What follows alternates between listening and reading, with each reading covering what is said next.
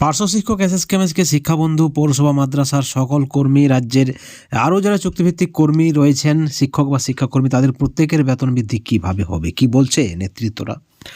নেতৃত্বদের যে মত, চেষ্টা করো, আবার চেষ্টা করো, পুনরায় চেষ্টা করো, কাজ না হলে ভিন্নভাবে চেষ্টা করো, চেষ্টা করে চেষ্টা চালিয়ে যাও, চেষ্টা ছাড়া কিন্তু দাবি আদায় সম্ভব নয়। ঠিক এই ধরনেরই কিন্তু একটা মতামত প্রকাশ করেছেন আজকে সরকারপন্থী নেতৃত্ব। কিন্তু কিভাবে বিভিন্ন মতামতকে সামনে রেখে বিভিন্ন দলের মাধ্যমে, বিভিন্ন নেতৃত্বের মাধ্যমে দাবি আদায় সম্ভব, এই নিয়ে কিন্তু সংশয় প্রকাশ করেছেন। বন্ধুগণ, আজকের অত্যন্ত বড় খবর আপনাদেরকে জানিয়ে রেখে, আপনারা সকলে জানেন মুখ্যমন্ত্রীর দপ্তরে ইতিমধ্যে দাবিপত্র পেশ করা হয়েছে এবং সেখানে মুখ্যমন্ত্রী সরকারপন্থী নেতৃত্বদের দাবি মতো যে মুখ্যমন্ত্রীর ইমেল থেকে ওএসডির কাছে দাবিপত্র গেছে, এই একটা দিক। এবং এই খবরটা আপনারা আগেই জানেন, আমরাই আপনাদেরকে জানিয়েছি। এবারে বলা হচ্ছে যে মুখ্যমন্ত্রী যদি কিছু কাজ না করে তাহলে কি করতে হবে? আবার মুখ্যমন্ত্রীকে চিঠি দিতে হবে এবং মুখ্যমন্ত্রী তার পরবর্তী পদক্ষেপ কী নিচ্ছে সেই হিসাবে পরবর্তী পদক্ষেপ গ্রহণ হবে চুক্তিভিত্তিকদের দাবি আদায়ের ক্ষেত্রে। আপনারা সকলে জানেন রাজ্যের এই মুহূর্তে বেশ কয়েকটি দপ্তরে রাজ্য সরকার বেতন বা ভাতা বৃদ্ধি করলেও পার্শ্ব শিক্ষক এসএসকেএমএসকে শিক্ষাবন্ধু সহ যাদের সংখ্যাটা সব থেকে বেশি, তারা কিন্তু এখনও বঞ্চিত।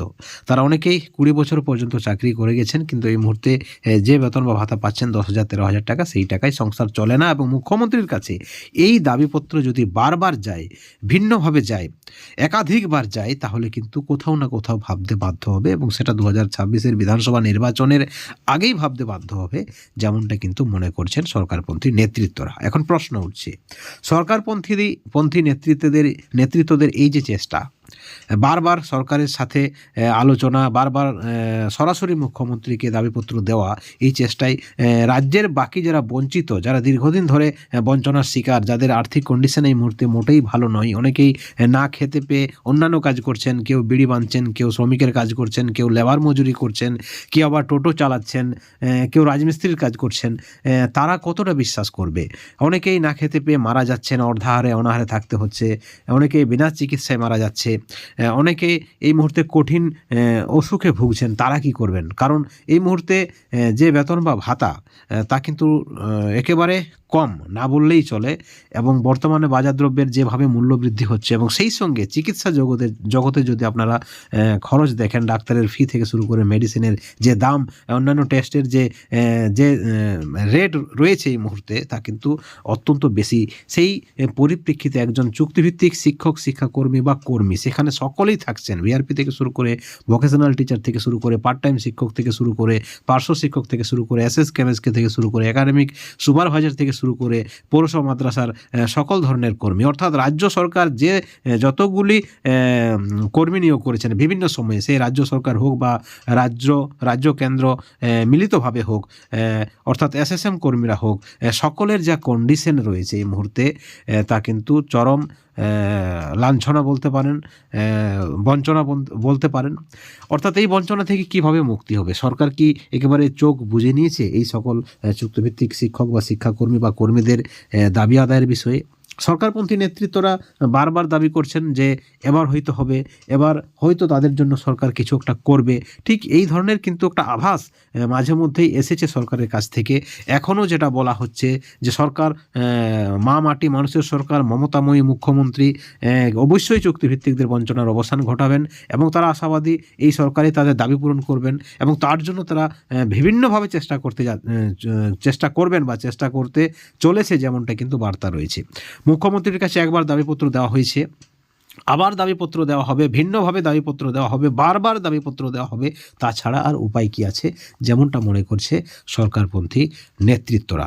কিন্তু প্রশ্ন উঠছে সেখানে সাধারণ যারা শিক্ষক শিক্ষাকর্মী রয়েছেন, চুক্তিভিত্তিক কন্ট্রাকচুয়াল বা যারা কর্মী রয়েছেন, তারা কতটা তাদের এই দাবি আদায়ের যে পন্থা, সেখানে তারা কতটা বিশ্বাস রাখতে পারছে। ঠিক অপরদিকে আপনারা জানেন অনেকে রাস্তায় নামতে চাইছেন এবং রাস্তায় নামার সংখ্যাটাই কিন্তু বেশি, সব থেকে বেশি আমরা বলবো, আমরা যখনই আমরা দেখেছি যে 6ই ডিসেম্বর পার্শ্ব শিক্ষক বঞ্চিত ফোরামের পক্ষ থেকে একটি কর্মসূচি নেওয়া হয়, সেখানে অবশ্যই কয়েক হাজার পার্শ্ব শিক্ষক উপস্থিত ছিলেন।